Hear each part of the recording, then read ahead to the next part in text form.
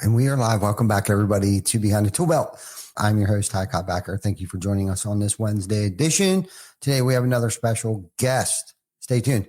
We will be back after our short intro from our sponsors. TC Backer. Roofing, siding, windows, gutters, solar. Roofing, siding, windows, gutters, solar. TC Backer.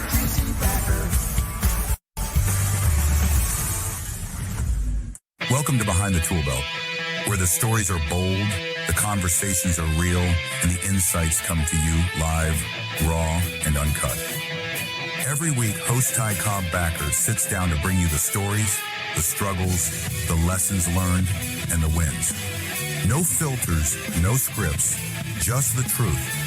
Please welcome your host of Behind the Tool Belt, Ty Cobb Backer. Let's go. Welcome back, everybody, to Behind the Tool Belt. I'd like to welcome everybody. We have another amazing guest today. And Vic and I were talking last night about, obviously, we've been talking a lot. We always talk a lot. Sometimes probably too much. But in this particular case, we were talking about getting back to our roots and back to the basics of Behind the Tool Belt, where basically it started in a basement, literally garage band basement, iPhone 8, all the good stuff. And it was a lot of it was about TC Backer.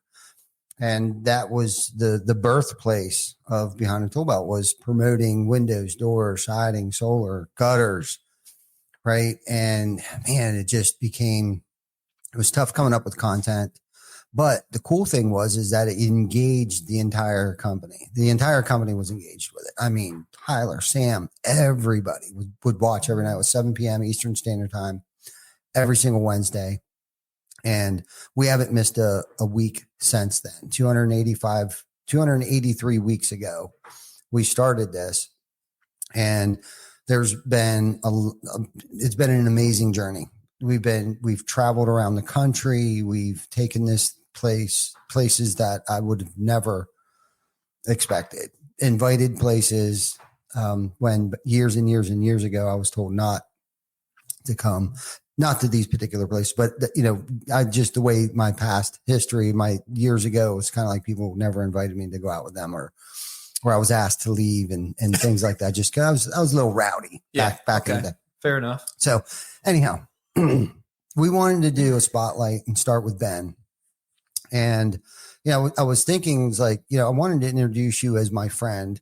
And I wanted to ask you, like, I know it sounds like a dumb question. It's like, I know you're, a leader, you're a team member of the team. And it's like, my friend Ben, it's like, Ben, are we friends?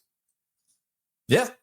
Yeah, absolutely. And I think, and that's a great response. And it's like, and growing more. Mm-hmm. I think as time goes on, and I know that sounded like a weird question, but it was a question I asked myself, because I'm thinking, how am I going to introduce Ben to the stage?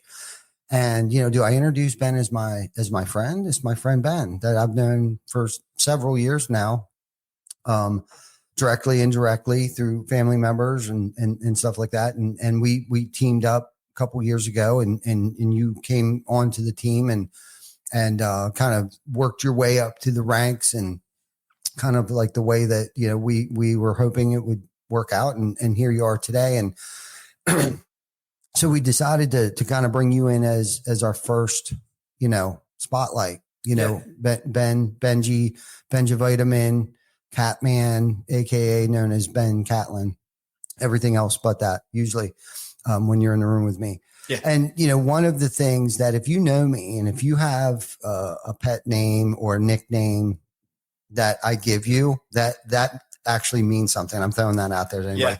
Well, I know. If you don't have a nickname, okay, there's something wrong. I probably don't like you. I hate to say that. So I'm sorry if there's anybody that's in this building today that doesn't have a nickname.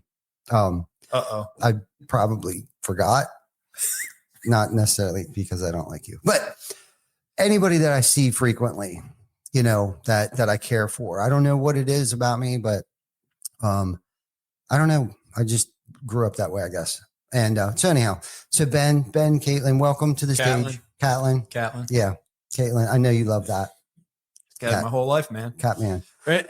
Any of my family members that are watching right now, I apologize for Ty calling us Caitlin, but that's all right. No doubt. I do know a Jim Catlin, spelled with a K though. Spelled the same exact way. Yeah. But they spell it with a K. I know it's Catlin. Yes. I've always been to this day, like I'll have a homeowner call and they're like, "Hey, I'm looking for a Ben Catlin." I'm like, "Oh, that's me. I'm Ben Catlin." Yes. Mm-hmm. Oh, I'm sorry. Yeah. It's okay. It happens all the time. Yeah. No, that's good.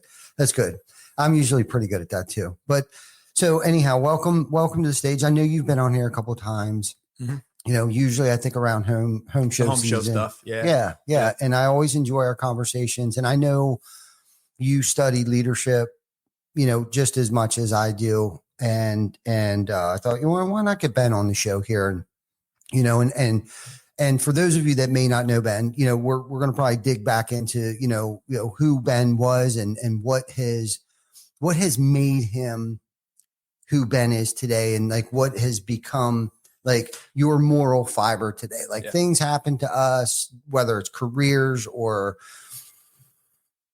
I don't know, family situations. I don't, you know, and obviously people take it as deep as they want, and we'll start there, and then we'll kind of just dig into, you know, where we're at today, what it was like, how you got here, and kind of like what it's like now. And so Ben, the stage is yours, man. Like give us try to fit it in 45 minutes or so. Yeah, trying to make this too bad, but no, So I'm technically a transplant. I know we're here in York, Pennsylvania. I did not grow up here. I'm not from here. I grew up in Michigan. I'm technically a Texan. I was born in Texas. My dad, when I was born, was in the military, and I was born in Fort Hood, Texas, or around Fort Hood, Texas. And then when I think it was 1.5, 2 years old, we moved up to Michigan. I lived in Michigan all the way through college. Predominantly in the farm area, central Michigan. That's where I grew up. That's where my family's from. Mm-hmm. Both my mom and my dad families are from central Michigan, that area. And then dad got a different job or a promotion with his job, and we moved down to Metro Detroit. And that was when I was in, I guess, 11 years old or so. So first 10 years, backwoods, redneck stuff, you know, good old boy stuff, if you will, with a Canadian accent, basically. Because I've been told quite a few times my years living here in Pennsylvania that I have a distinct accent, and people usually think that it's Canadian, but it's not. It's just Michigan. Mm-hmm. It's just Michigander. But yeah, and then growing up was really into sports, really into music. My dad's side of the family, I have 3 uncles and my dad and my grandfather. They played country music on the weekends. I think that's what I've been told. That's how my uncles and my dad made their allowance money. Is they would go play either local VFW halls or things like that, and play a couple hours country music type thing. So that's always been like within grasp for me, always. And from a musical standpoint, I've always I can distinctly remember my first favorite song. My first favorite artist was Johnny Cash, Folsom Prison Blues. That's nice. And my dad had the record, but I remember in the mornings before school, waking up before mom and dad, because I'm an early riser, used to be anyway, was an early riser, and I would get, yelled at to quiet down. So I would quiet myself down by turning on the Johnny Cash record and playing that. And then something happened to me musically wise that just opened up the entire universe for me as far as musically goes. And it was actually when the first time I ever heard Nirvana's Smells Like Teen Spirit. That the intro, the drums, the dirty sounding guitars, like that was the first time I heard that, and the rhythm and everything. And it was like, it just opened up an entire universe for me. Mm-hmm. And then from there, you get other influential bands and songs, or like first time I ever heard Green Day, When I Come Around, like that rhythm with everything. Yeah. Punk rock, and then that led into other bands like Third Eye Blind, when like their first couple albums was like really influential to me. It's more of on the pop side, but it was still influential. Mm-hmm. Like stuff that I like the sound of it. And then, with my country roots too, I like guys like Alan Jackson.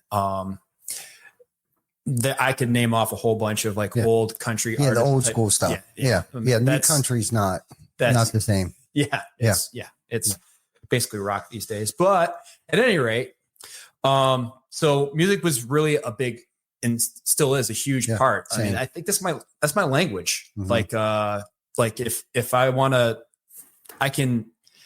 if we can have a conversation about music, like what your favorite bands are, mm-hmm.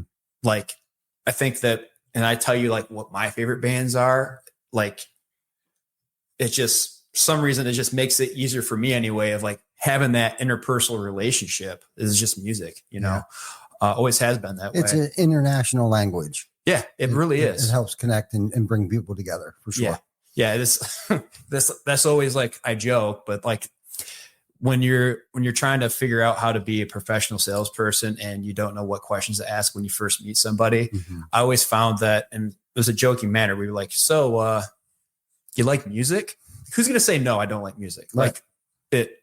No one's going to say that. Right. So, but yeah, I was really into music. In high school was in, we made our own punk rock band. We did covers of punk rock stuff. We wrote our own stuff.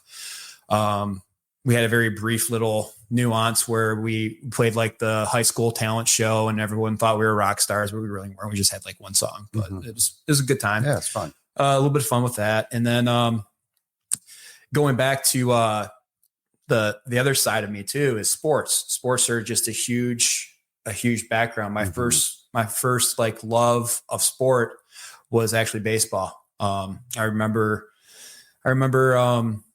playing t-ball, and my first coach was my dad, and then also my grandfather too taught me how to throw a baseball properly.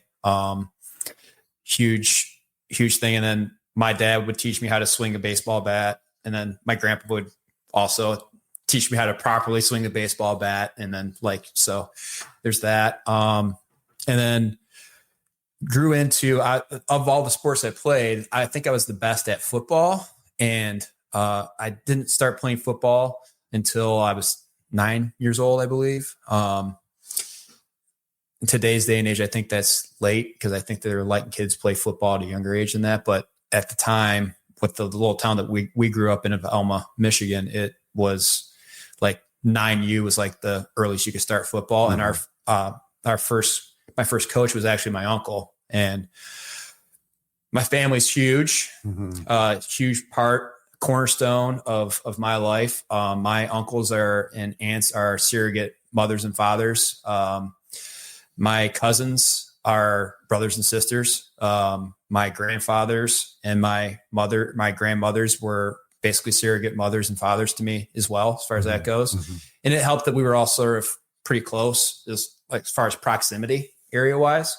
So it just made sense that my Uncle Kevin, my cousin Alex's dad, was our first football coach. And he taught us how to play football the way that we thought we should play football. And we're obviously, just by looking at me, I wasn't a skinny kid or a fast kid. I was one of the big uglies that was in the trenches hitting somebody every single play.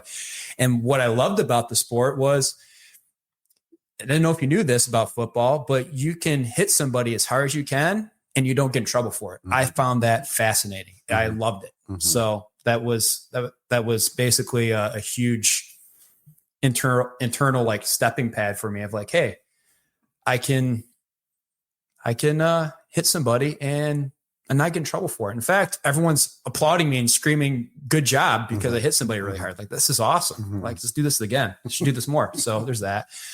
But but my favorite sport my favorite sport is ice hockey. So I love hockey, and that probably just because I grew up in Detroit in the, mid to late 90s through early 2000s. And the professional hockey, the only good professional team we had in the city of Detroit was the Detroit Red Wings. So all those guys, I could go on for hours about that, but huge fan of ice hockey just in general. So,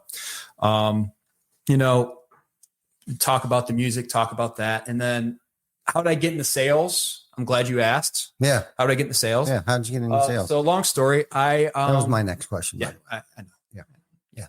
Yeah. So I got into sales, believe it or not. And cars are another huge thing of just being. Well, let's rewind. Did the sales thing happen in Detroit or after you moved? It happened when I moved. It happened I guess the beginning parts of selling happened when I was in college, believe it or not. And I remember I was in a creative writing class in college because I really didn't apply myself very well in high school. So I had to take like the remedial classes. I knew I was a salesman when I talked myself into the college I ended up going to. So I didn't have the grades, honestly. So I had no right of going to the college that I went to at Alma College. Is a very prestigious, very smart, academically enriched school. I had no right going to that school. I found someone I could talk to that was on the administrative side of things, the admissions side of things, and I literally talked myself into the college. All right. So that was over in Michigan. Okay. And then creative writing class, we had to because I like music so much. I really wanted to be either a lawyer or I wanted to be a music executive because I was like, I don't have the talent to actually be like a musician, or I want to be a producer or something behind the scenes. Yep. So I really want to do that. Creative writing. We had to do an actual research project, and one of my history teachers in high school, he was actually roommates with a guy that was a music executive at a actual record company in Los Angeles. And I circled back to my history teacher from high school, and he goes, "Don't mess this up." But he said that you could call him. Here's his phone number. Just don't mess it up. So I talked to him, and then I had to make this whole research project. And in that, I did a whole sales presentation on wanting to be a music executive. Everybody else was just like, and then I remember my professor, she's going, I think you're going to be a salesman. I'm like, I don't want to be a salesman because no one wants to be a salesman. Yeah. It sounds, I think the interpretation that we perceived over sales person, I think it always, I don't know. People. Yeah. There's always that negative connotation with being a salesperson. That's what I was looking for. Yes. They say, oh, license to steal or whatever that is. But you have the mindset of, if you detach from the whole situation and live in the idea that every person on this planet, whether they recognize it or not, is it truly a salesperson, whether it's a salesperson or yourself. Yeah. Like I could be a roofer. I could be legitimately on the production crew. I'm a salesman in some capacity because I have to sell myself to my other guys on the crew. Team. Yeah. Right. Exactly. Homeowners, whatever. Yep. Yeah. Your wife. Yeah. Yeah. And that's the other thing too. Yeah. You just I guess the sooner you recognize it. Well, and even, okay, so we had somebody fill out an application today. Okay. Well, what do you think he was doing when he was out there during his interview? His first interview was with Tam. What do you think he was doing? I mean, he's applying for a non-sales position, but he came in here to sell himself. I mean, so I agree. And to solidify your fact is that, at some point in time throughout the course of our lives, we're selling ourselves, we're selling other people. It could be at the post office, could be at the grocery store, could be negotiating over a parking spot. You're selling something. Yep. Yeah, for sure. For sure. Yep. So, but I made the professional leap when I graduated from college, and I had this big fancy piece of paper that says that I was really smart, and I couldn't find a job to save my life, because this happened during the Great Repression, or whatever we're calling, whatever it's called. Recession. Yeah. Sorry. Yeah, it's good. Recession of 2008, 2009 type thing. Yeah. So imagine me being in the middle of nowhere in Michigan with a fancy piece of paper that I got saying I was smart, and thinking, oh yeah, I got this piece of paper. I'm going to do everything now. I went from the school of thought to the school of hard knocks. So, truthfully, mom and dad moved from Michigan to Pennsylvania because mom's a very, very, very, very professional accountant, controller. She worked for Kellogg's, and they have a Pop-Tart factory in Muncie. Okay. So that's where that. And then I had to do at age 23, move back in with mom and dad for a little bit. And then dad was selling cars for a big group up there, and got me an interview. And then I sold myself to the sales manager, and he hired me. And then I started selling Nissans, believe it or not, for 2.5 years. And then I sold BMWs here in York for a little bit. And then I spent a bulk of my car sales career up in Mechanicsburg at Sun Motor Cars Group. Sold Audis, and that's where I really became professional. That's the big leagues. Like, there's a difference between just being a car salesman type thing. Like, you really have to dig deep and work on your interpersonal. Yeah. Where skills. you go from sales to actually catering to people's needs and wants. Yes. Yeah. That's the biggest thing. Want. Yeah. Yeah. Big difference between sales and catering to needs and wants. Yeah. And which was really, like, when I reflect on like what we're trying to do here as a company too, it really parallels on trying to maximize the most of what we have at our disposal as a company of creating the best customer experience we possibly can. And that's ultimately what I learned. Like, shout outs as far as that goes, go to guys like John Yetter. I don't know if he's watching. I don't know if he's going to watch this, but he's paramount in the development of the true personal, professional sales experience that he taught me, and I grew beyond that. But he was the launch pad of developing what I am professionally today is that onus to John as far as that goes. Cool. So, cool. And then basically, long story short, started making a family, and car industry, being in car sales, hours are very long. And I didn't want it to be a situation where I didn't recognize and my kids didn't know me. So I made the switch from cars to construction, roofing, and haven't looked back since. I love it. It's great, especially what we do, because what we do as a company, we're roofers, right? But we do gutters, we do windows, we do doors, do solar. If you want to do solar, we do siding. We'll build you a deck if you want us to.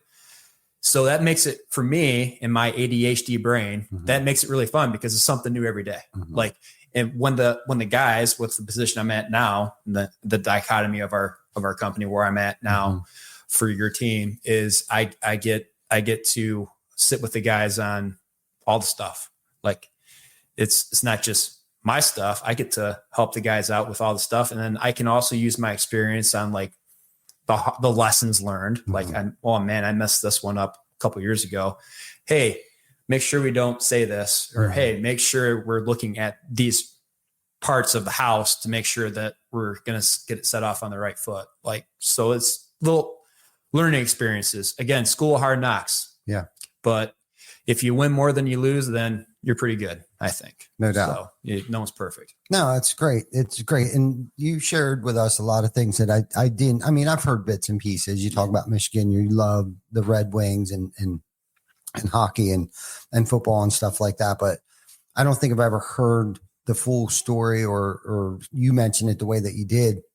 And it's kind of cool, because I talked about moral fiber, right? And listening to you basically in your development, right? Family, music, which is huge influence on me as well.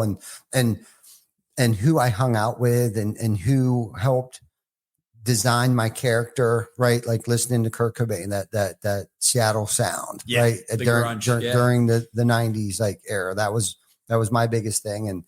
And getting back in, family, you were very, very family oriented, your uncle coaching you football and your dad at T-ball and, things like that. And that's pretty nifty. A lot of people can't say that, you know what I mean? Especially nowadays with, single parents and things like that. So that's cool. And then your journey through college and then into sales and overcoming the adversities of the Great Recession and pivoted over into sales and made a living out of that and was mentored by the gentleman that you mentioned earlier. And now where you're at today, you have the opportunity to pass on what has been so freely given to you. And that's really the moral fiber of TC Backer, right? Is giving back, right? What we are teaching ourselves on a day-to-day basis. Like I said earlier, I know you're a student of leadership and continuously trying to push yourself and elevate yourself and educate yourself in order to educate other people. And then the great thing about this is we're not an Anderson window where it's, we're in your home for 3 hours until you sign and getting ready. There's no hard close. We're in the retail space. God, please no. Yeah. Please no. Right. So, being in the retail space, people are we're sought after, right? So people are seeking us out and that's what's really cool about what it is that we do. So obviously there's a need there. So we get to go out and service their needs and provide them value and walk them through this journey that in most cases, when it comes to construction, isn't a very pleasant experience. And I think that's a lot of homeowners' hesitation about calling, especially a roofing contractor or any type of, exterior construction, just as much as salesperson, like, oh my God, a roofer, right? There's a stigma around that.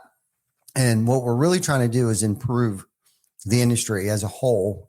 But more importantly, it starts here about what we're doing, right? We're trying to lead by example and be the pioneers and trailblazers. And, we had an amazing meeting last 3 weeks. Yeah. We've had an amazing meeting about, overcoming objections out in the field, right? Not overcoming objections with homeowners, even though that's something I'm sure that you review with your team on a day-to-day basis. But more importantly, it was like, when things go bad, how are we going to handle them? Right. And we don't want our team responding out of fear outside of a healthy fear, right? There won't be any unhealthy fear that they should be struggling from. It should be a healthy fear of like, okay, we need to take care of this issue. We stumbled across what was the gutter guard that was on the house. What was that? It was gutter helmet. Something like that. Yeah. Right. Which is the worst product out on the market anyhow. But, okay, shit, they got it. What are we going to do? We have to take it off in order to get our drip edge on instead of everybody panicking. So we came up with a resolution of like, what's the process? What's our SOP? Yeah. To handle the situation. Salesperson didn't mess up. Homeowner didn't mess up. Production, ops, nobody messed up. It's just got to get this done. We just stumbled across this situation. It's like, okay, once we take it off, it's going to run. Okay, cool. Replace it with lifetime warranty stuff that we provide workmanship and manufacturer warranty on. Win-win for everybody. Now they get free gutters cleaned out, right? New gutter guards. Cool. No problem. No harm, no foul. And that's our approach. Yes. To not like, let's see how we can reinstall this damaged gutter helmet that we just destroyed taking off. It's like, no, that was like the furthest thing from our mind. Yeah.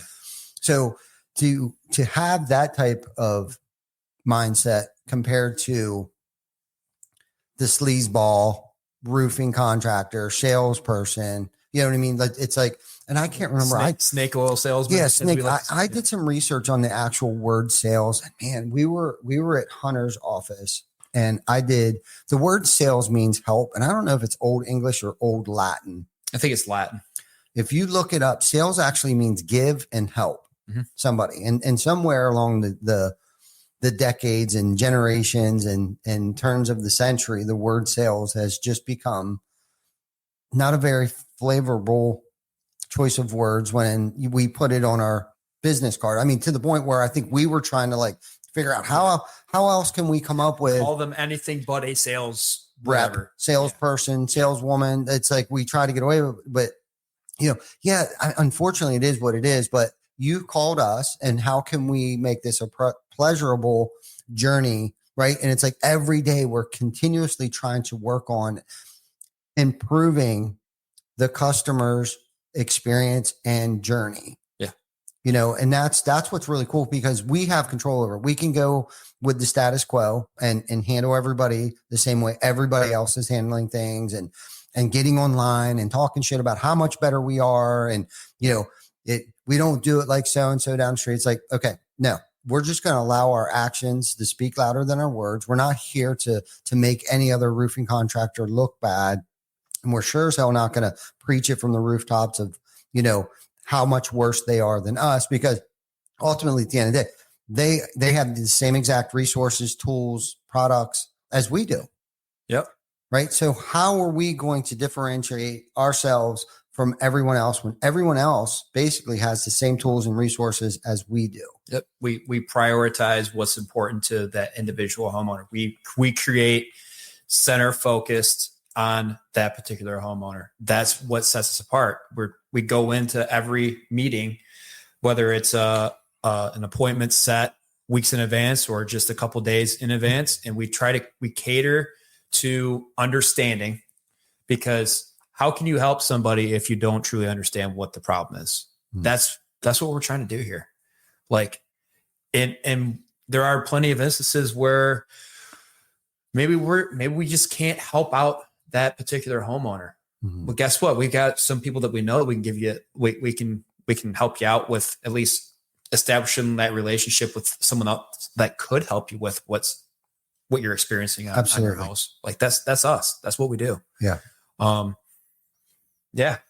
No, that's great. I love this topic. I love this subject. I love our company. I love our team. And, that's the thing too. We talk about, team members and co-leaders and things like that. And it's like, I was told a long time ago that the fish always stinks at the head first. Mm-hmm.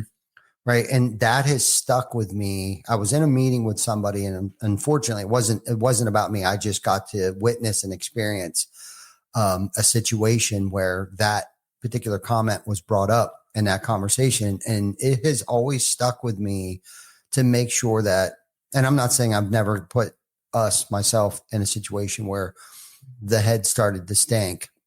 But through trials and errors and things like that, you just try to, improve upon, but, allowing you guys to make decisions, right. And giving you that type of empowerment. And I came up with something a while ago, and I'm sure I heard it someplace along the way, but, basically it's like, stop telling them what to think, but encourage them how to think. Mm-hmm. Do you know what I mean? And that's just my job today, is to kind of like be that guide. Like this morning in that meeting, it was like, I was asking questions, not because I was trying to poke holes in anything. I was asking questions because I wanted to hear you guys come up with the solution. Work through it ourselves. Yeah. Work through it. That's why, we kept flipping it back to like, all right, next week, I want to see you guys work on these things, because what that does is that empowers everybody. Now they're making decisions on how the KPI should be designed, right? They're making the decisions on how the SOPs will be put in place for those future people that come into the company. Yeah. Right. And we've already talked about like Jeremy needing an assistant, and it's like everybody by that form of clear communication and very transparent and calling each other out on like, okay, yeah, the salespeople shouldn't be doing this anymore because they suck at it. And really it should be production because they're already there, or whatever, however the conversation went, you know what I mean? And production sucks sometimes too, but there's always there's a bridge that we need to gap. And you're not the gap, by the way. I was telling Ben this morning that he was the gap and not the bridge. You were actually the bridge. Okay. To gap, the communication from there to over there. And that's where I think a lot of people there's a miscommunication. It's like, yes, we want that competitive spirit. We want that healthy competition amongst you guys and in your group. We love that. We need that. And it's like, how many jobs can you sell to make the production team stumble? Yeah. You know what I mean? And vice versa. It's like, all right, come on, guys. You guys aren't selling enough. Like this is easy over here. And it's like, we're trying to create a good problem. Yeah. Essentially is what we're trying to do. But we need that clear communication. And we were talking about earlier before we got on here was leadership capital. Yes. Okay. And where my head goes when I hear that phrase, leadership capital, not only is it like a trust bank where over time of being consistent, you start to build up trust. I also look at it in terms of when to use the authority and when not to use the authority. Like, do I want to burn my capital up on some useless stuff where I'm scolding people? Yep. Or do I pick and choose my battles wisely enough? Because then when I do draw that line in the sand, they know I mean business. Yep. You Exactly. That's a pivotal thing. In that I played football all the way through college, and I always recognized, especially when I was one of the young guys on the team, the actual leaders were not only our best players, but they're also the guys and that wasn't always the case, but usually like your best players, like just so happens to be one of the good leader. On the team. Yeah, right. What I didn't understand, what I could not stand, to be honest with you, was the one that was the super rah one. Mm-hmm. No, I pay more attention to the dude that would actually help the guys that are under him. Mm-hmm. And the reason why that guy is helping the guys under him is because what if he hurts himself? What if he tears his ACL in the game? What then? Are we okay with just packing it up and hope we win this game, or we quit, we're done? Mm-hmm. No. Next man up. Yeah. And with that capital, I always paid attention to, and in these later years and the most recent years, I've really become a huge student of just trying to grow the leadership and influence of confidence from you so that I can instill the same stuff for the people that I'm supposed to be helping out, so that they can do their job and they can feed their families type thing. I'm trying to teach them to fish, not just give them a fish. I'm trying to teach them to fish. The thing is, like what you're honing in on was basically we're trying to teach people to fish. Yeah. Right. I'm trying to teach you how to think, not what to say. Yeah. Right. Like, yeah. Think on your own. Yeah. Right. Make mistakes. We need people. We haven't talked about this for a while, but I mean, this morning we did in our meeting, but like we need people to make mistakes, hopefully not very costly mistakes. And we talked about like the errors that we've made over the years and the safeguards and guide rails that we try to put in place. But sometimes we hop over those guide rails and things happen. But it's how we deal with them. You know, if everyone's terrified that they're going to get in trouble or they're going to lose their job or they're going to get fired from either making a mistake or thinking outside the box and bringing ideas to the table. And if you can't make it a collaborative meeting, right, and allow everybody to participate in it and give feedback, if it's just one way, so now you're taking away the empowerment. Now nothing happens. Now there's a bottleneck. Everybody is waiting for the information to come from the top down. Yeah. Okay. And there are times that it needs to come from the top down, but it also needs to come from the bottom up. Yeah. And who knows better than those on the front lines, right? And that's why I'm enjoying this meeting too, that we're having, because for multiple reasons. One, because it's kind of like, you know, helping people open their eyes, like, oh shit, I do have other resources. I don't have to take on this all by myself. Mm-hmm. Right. And we're kind of watching Lauren come into her space here. Like, oh, I do have other people here that I can flip that on and put a barrier between me and. I think it's what you said yesterday, actually, when in the global meeting was delegation. Yeah. Like, it's okay to delegate. Nobody is going to call you lazy because you're delegating certain things, because you have to prioritize what's important, what you have to execute on a daily basis or a minute by minute basis when you're Lauren. Like that's serious. Must be nice to, I know that when you're talking about some stuff, I'm sure I'm not going to talk for her, but like I was thinking in the back of my head, man, it must be nice to have a day by day prioritizing it. Mine's literally minute by minute or hour by hour to be realistic. Like hour by hour, I have to execute this. Okay, what has to be done first? Okay, cool.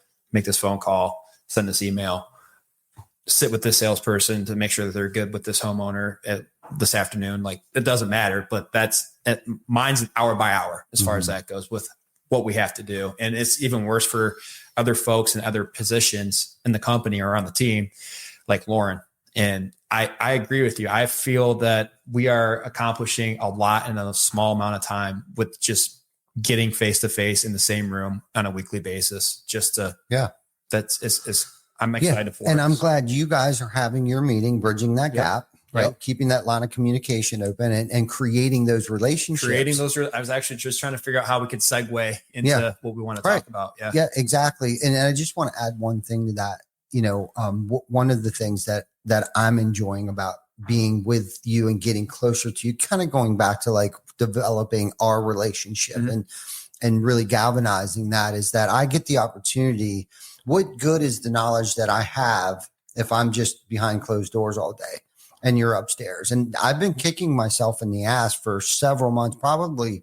And Vic and I have talked about this for a long time. It's been over months where I've been just so over inundated, right, with other stuff. Okay. And one of my New Year's resolutions were my only New Year's resolution is to remove things. Most people set goals and they're piling and stacking all kinds of shit, and it just becomes a bunch of broken promises and wonder why your fucking self-esteem's all screwed up.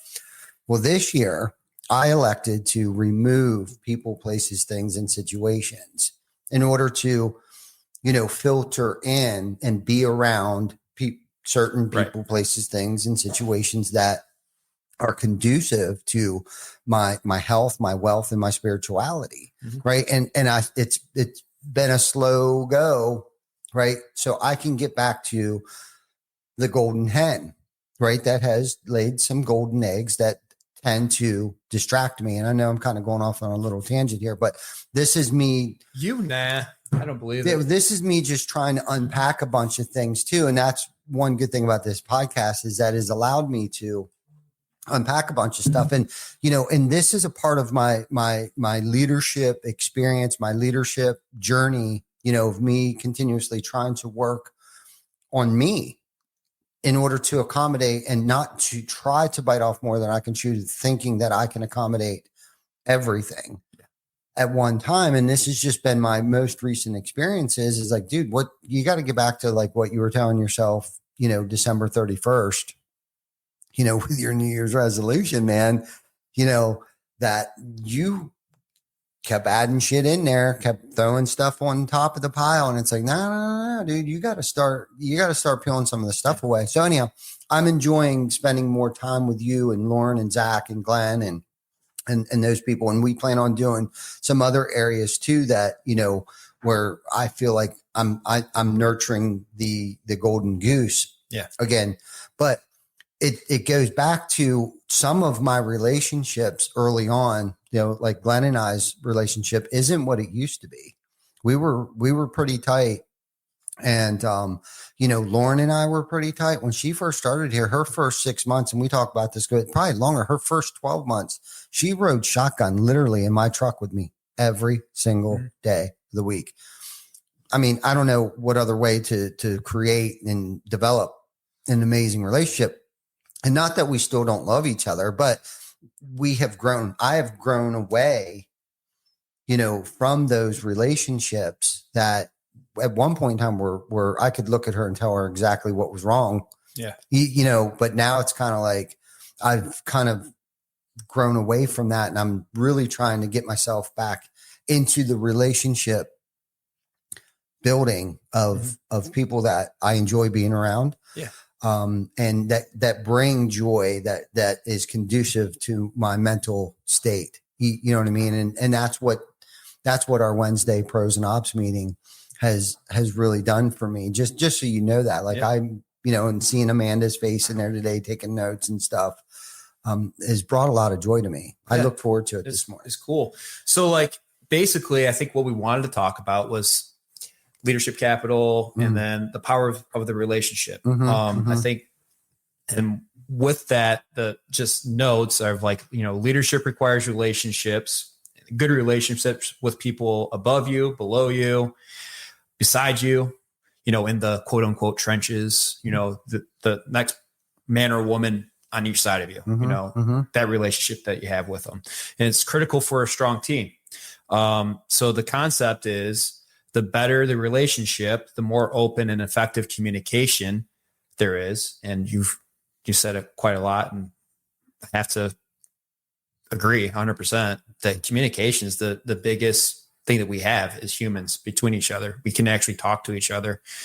But anyway, so the more effective the communication is, and then from that, it steamrolls and grows to the more communication there is, the stronger the team will be. So it's literally the circle of life. As far as like if you were to ask me, Ben, how do I strengthen the sales team?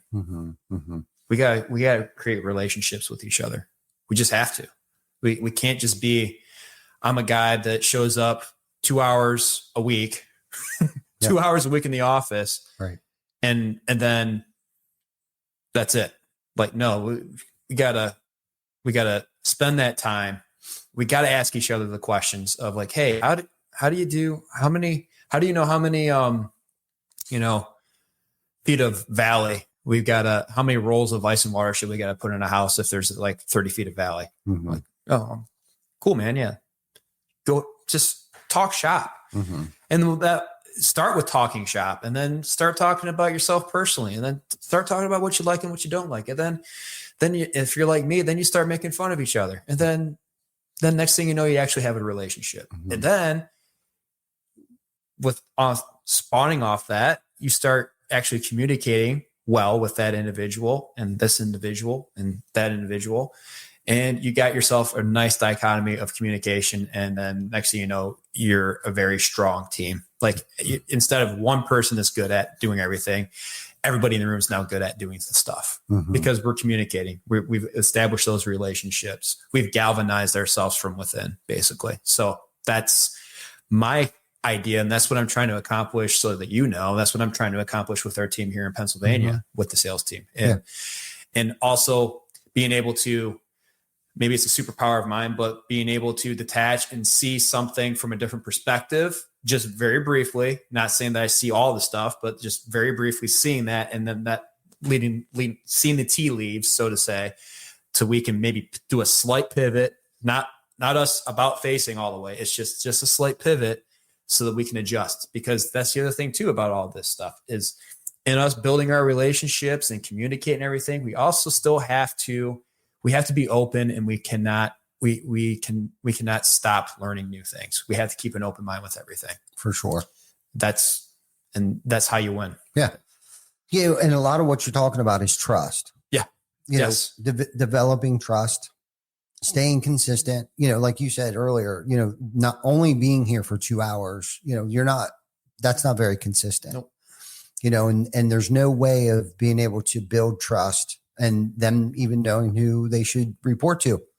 Right. And we experienced that here too, for a brief minute, where it was kind of like, the teams were split up, and then, whatever. And it's, being able to pivot, because ultimately at the end of the day, I believe everybody trusted us enough. We were able to build up enough leadership capital, for you to stick around, for Brian to stick around, for the team under you guys to stick around until we decided or made a decision of like, okay, which direction are we going now? Because we have approached another growth spurt. Yep. So what do we need to do here?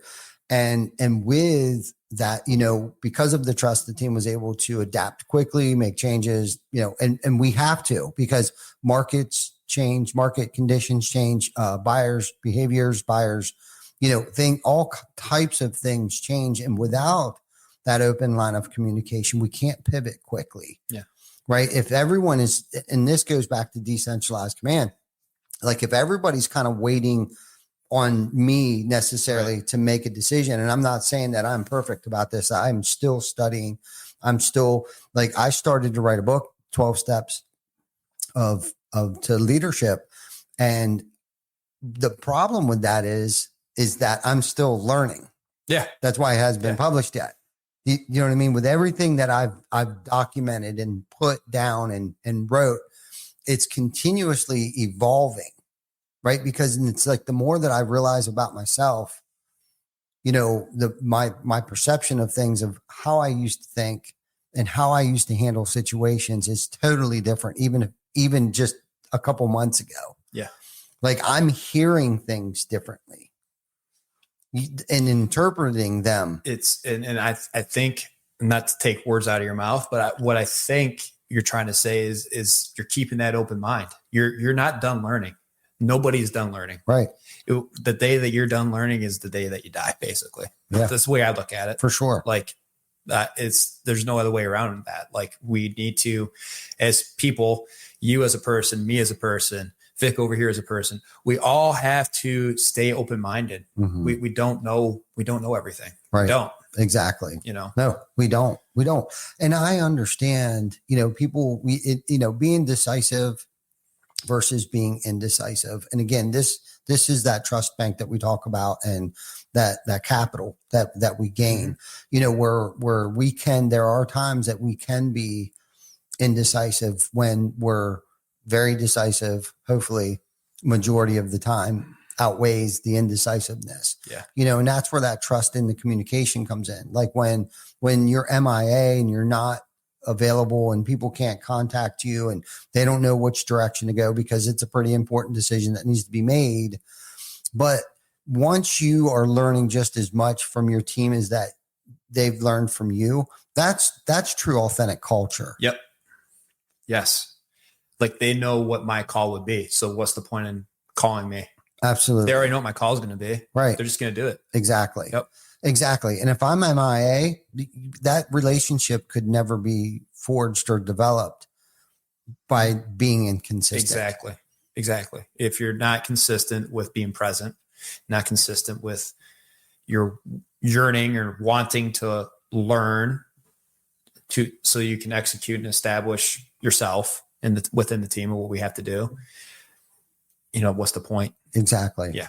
No, this is such a great conversation. I feel like we might have wanted to start with that because probably that's okay. We could, this won't be the last time that you come on the show, but you know, and that's the thing. It starts with personal development. It starts with, you know, taking your experiences that you were discussing earlier today, your family, your bonds, how you want to be treated, you know, is the way you want to treat other people. You know, all of those things that have defined us, right? Not because of our behaviors, right? I don't want to say our behaviors necessarily define us. It's the things that we have learned from things that have happened to us and the way that we may have behaved poorly or good, that truly define us, right? Just because I made a mistake, right? I made a bad call. I wasn't available today. Doesn't necessarily mean that's who I am, right? And having empathy, right? Both parties, myself, you for me for you, goes a long ways too in keeping an open mind and trying to figure out what can we learn from this? Why is this happening for us and not to us? We talked about that a little bit this morning in our meeting, and taking that, right, and learning from it. It's like, okay, unfortunately, there's a big gap there that needs filled. We need to create another SOP. And we've been on this SOP kick for a long time, but you know, an SOP is not just a system operational procedure. It is the standard. Yeah. Right. And you know, my only regret at this point in time in my career is that, you know, the standard wasn't set long ago enough. Yeah. You know what I'm saying? You know, you have to take it easy on yourself too, because everybody starts learning something at a particular point in time for a reason. That's what I believe anyway. Like something clicks, something out of nowhere you'll give a little bit of attention to, and then you grow off of that. So you can't kick yourself on that. No doubt. But yeah, I mean, I'm in the game with you. I'm all for it. No like doubt. we need to, as daunting as the task can be, to create from scratch another SOP about this from start to finish. That's fine. Like we'll figure it out. Like we'll get it done. And what's cool is we don't have to do it by ourselves. Yeah, that's the absolutely fortunate thing, because I think I'm very fortunate for that. The people that we talk about very briefly on this podcast from time to time, but yeah, there are so many people that actually do the work for me. Like it's astonishing, like how effective and efficient other people are at me versus me trying to, a monkey with 2 fingers and a keyboard. Like, good luck getting that done sometime soon. So yeah, it's awesome. I feel that. I feel that. Well, cool. Where are we at? About 56 minutes into this. Is there anything that you want to leave us with real quick? If not, that's cool too. Just want to give a big shout out, to our entire team. I can't say that enough. And I think what we're going to do here randomly is we're going to pull names out of a hat. We're going to put every team member's name into a hat. And I'm not going to say once a month, but seldom. We're going to pull a name out of a hat, and whether they like it or not, we may end up in their office or on their job site. The microphone. Yeah. And do a podcast. You see that show? It's like a Between Two Ferns, where it's set up like supposed to be a serious interview, one-on-one interview, and it just always turns into it not being real at all. But it's stuff like that. Yeah. It's like I'm here in your office and I'm not going away, so you might as well reluctantly answer my questions. That's right. I'm not going anywhere. That's what we're doing. Hopefully the majority of everybody will want to come on the show, but we want to do a highlight of everybody who has watched this. Everybody has watched this. I mean, we're coming up on 5 years of doing this, right? And we couldn't do this without them. And like I said, we're getting back to our roots, going back to basics on a lot of these things. Some of this stuff I'll be solo. Sometimes we got a great guest coming on next week. And if you're in sales, you're going to want to watch this one next week. This is, what's his name? Shy Ellis. Otis. Yeah. And what's the name of his company? It is. Want me to play the promo? Let's play the promo here real quick. Segue. Yeah. Join Ty next week when he welcomes Shy Otis. He's the founder of One Call Close Academy and author of In-Home Sales, a bestseller that's changing the game for sales pros everywhere. Next week on Behind the Tool Belt. Yeah. So super excited. Vic lined this one up. I don't know this guy from a can of spray paint. So I'm going into this not blind. I'll have to do a little recon. Yeah, do some recon, and that way I can come up with some good questions. So by me putting that out there, if anybody, do some research. Vic's going to be running this promo about this gentleman who's kind enough to come on this podcast. Obviously, he must see some value in it, or else I'm sure he wouldn't want to come on. But he does want to come on the show. So put some questions, either message me through Facebook. If you got my cell number, text message me, but Ben, get with your team and put together some questions. Get some questions. Yeah. To ask him. Yeah. That'd be cool. Yeah. Get me some questions. And I'm sure he's going to want to answer them, all of them, especially if it's our own team that's asking him those questions. But Ben, thank you for everything that you do. Yeah. Thanks. Thank you for coming on the show at the last minute. We kind of decided this, even though I have some good stuff that I've been writing down, and some of it's from the book that I've been working on. I kind of let the cat out of the bag officially right now. Yeah. It'll come out. I don't want to just throw shit on the wall and see what sticks. I want to make sure that 10 years from now, when I review or read the book, that I still stand by those thoughts, morals. Yeah. So it's when we're talking about leadership here, I really want to make sure it's serious stuff. My personal experience, all of it will be from my personal experiences, most of it regurgitated, things that I've learned along the way, I've heard along the way, And with my slant on it, of course, because I don't interpret things the same as everybody else does. It kind of takes me off someplace else where I may be able to apply it differently and in a different application than what it was proposed to me as. But that'll be, I don't know when. There's no date, no launch date for that, but love this stuff. Thank you for coming on the show at the last minute. Yeah, thanks for having me. Yeah. So thank you everybody for tuning in. We will see you next week. Same time, same bat channel. Till then, take care of each other. We'll see you next week.